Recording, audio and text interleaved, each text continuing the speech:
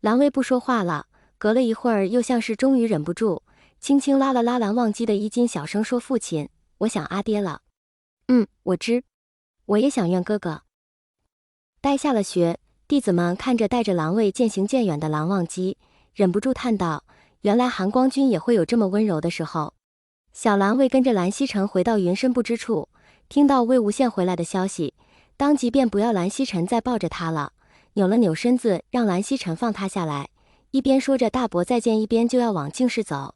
蓝曦臣哭笑不得，连忙让蓝丝追带着他回净室去。只是等他回到净室，却看到自家阿爹半躺在榻上，一副有气无力的样子。他紧张地问：“阿爹受伤了吗？”魏无羡看着豆丁大的儿子，叹道：“可不是，你阿爹我不仅受了伤，还是很重很重的伤。因为有了狼卫，魏无羡老老实实的在云深不知处待了几年，就算是去除岁，也不会去得太远。虽然知道在云深不知处不会少了人照料，但他心里总是记挂着那个小人，总也放心不下。好不容易等到狼卫长得大了些，不再需要时时刻刻盯着，也不会像小时候那样黏着人不放，离得久了就要哭。魏无羡便和蓝忘机拉着小苹果四处云游去了，走走看看的，不知不觉两人便在外面晃悠了小半年，甚至连今年过年都没有回去。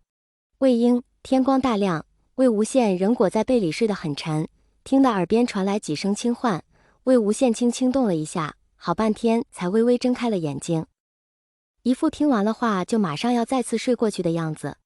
蓝忘机伸手将粘在他脸上的发丝拨至耳边，柔声道：“魏婴，该起了。”床上那人听完微微眨了下眼，就不再有别的反应，不等蓝忘机再说点什么，就再次闭上了眼睛。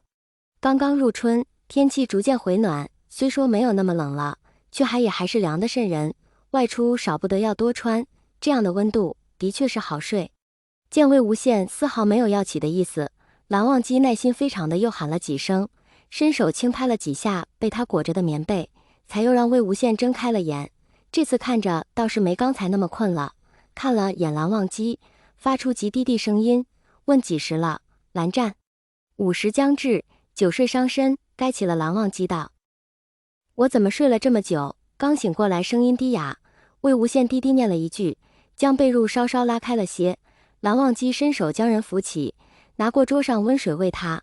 魏无羡喝了几口，又没骨头似的靠在了蓝忘机身上，说：“我感觉我还是好困呐。”蓝湛。蓝忘机垂眼看着半闭着眼靠在自己身前的魏无羡，轻声道：“天冷。”魏无羡轻笑了一声，拖着长长的音调说：“蓝二哥哥，你怎么总是这么向着我呀？”话刚说完，魏无羡突然吸了吸鼻子，坐直了身子问：“蓝湛，你做了什么？好香。”“饺子。”“饺子。”魏无羡突然就想起前几日他们路过一户人家，上前问路的时候，看到他们一家人围坐在一起包饺子，其乐融融的样子引得魏无羡多看了几眼。离开后便笑说句：“今年没回家过年，错过了家里的饺子，不成想蓝忘机就给记住了。”魏无羡来了精神，穿衣洗漱完毕，蓝忘机已经将碗碟都端了进来。要说蓝忘机从来做事都十分认真，一丝不苟，就连做饭也向来是色香味俱全的。魏无羡才坐下吃了几口，便连连称赞蓝家讲究食不言，寝不语，但蓝忘机不说，不代表魏无羡不会说。用他的话来说，就是吃饭的时候就是要一家人围在一起说话聊天的，一言不发岂不是既影响气氛又影响食欲？但是只要他说，蓝忘机必然会答。于是这几年过来，两人就算是在饭桌上也会说上几句。吃了一会儿，魏无羡便忍不住道：“蓝湛，我们出来这么久，也不知道我们家小朋友怎么样了？兄长和思追在，无事。”蓝忘机答。魏无羡点点头，低头又吃了一口，然后就看着碗里的饺子，突然停住筷子不吃了。蓝忘机见了也停了下来，问魏婴。